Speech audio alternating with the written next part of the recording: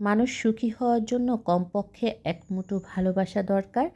নারীদের পাশে একজন দায়িত্বশীল পুরুষ দরকার, পুরুষদের পাশে একজন বিশ্বস্ত নারী দরকার। টাকা পয়সা দিয়ে সব কিছু পাওয়া গেলেও আসলে ভালোবাসা পাওয়া যায় না। ভালোবাসা পেতে হলে আসলে অর্জন করতে হয়।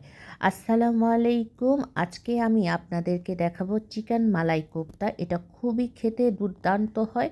আপনারা এটা বানিয়ে নিজেরা খেতে পারেন। আমি এখানে চিকেনের মালাই কোফতা বানাবার জন্য এখানে আমি চিকেনের যে বুকের যে অংশটা রয়েছে সেটা নিয়েছি, ছোট ছোট সাইজ করে নিয়েছি এবং এটাতে আমি পেঁয়াজ দিয়েছি আর কাঁচামরিচ, ধনেপাতা দিয়ে ব্লেন্ড করে নিয়েছি এবং ব্লেন্ড করার পর এখানে অল্প একটু আদা, রসুন এবং লবণ দিয়ে আমরা কোফতা আকার করে তেলে ভেজে নিব।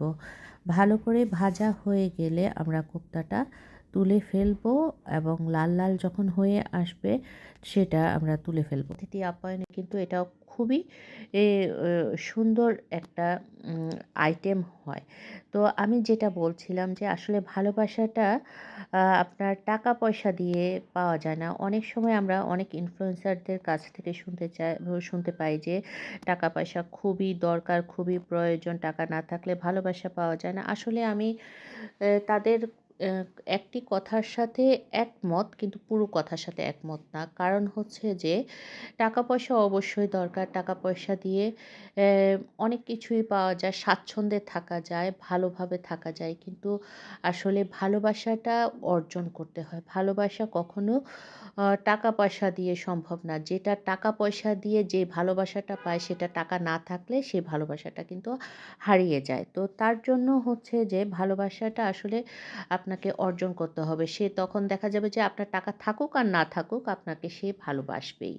তো আমরা কোফতাটা ফ্রাই করার পর আমি আলাদা একটা প্যানে এখানে তেল দিয়ে দিয়েছি, আদা রসুন পেস্ট দিয়ে ভালো করে এটাকে ইয়ে করে নিয়েছি। তারপরে এখানে দুধ দিয়ে দিয়েছি। দুধটা দেওয়ার পর ভালো করে বলক আসার পরে আমি যে ফ্রাই করেছি যে কোফতাগুলা সেই কোফতাটা দিয়ে দিয়েছি এবং সাথে এখানে সয়া সস, তারপর গোলমরিচ এর গুঁড়ো দিয়ে ভালো করে ইয়ে করে নিয়েছি এবং সাথে কাঁচামরিচ দিয়েছি, হালকা একটু চিনি দিয়েছি। এটা কিন্তু খুবই খেতে খুবই স্বাদ হয়। আর আমার কথার সাথে আপনারা কারা কারা একমত সেটাও আপনারা কমেন্ট করতে পারেন। আর রেসিপি যদি ভালো লাগে তাহলে আপনারা লাইক করেন, শেয়ার করেন এবং আমার সাথেই থাকেন। আজ এই পর্যন্ত। আল্লাহ হাফেজ।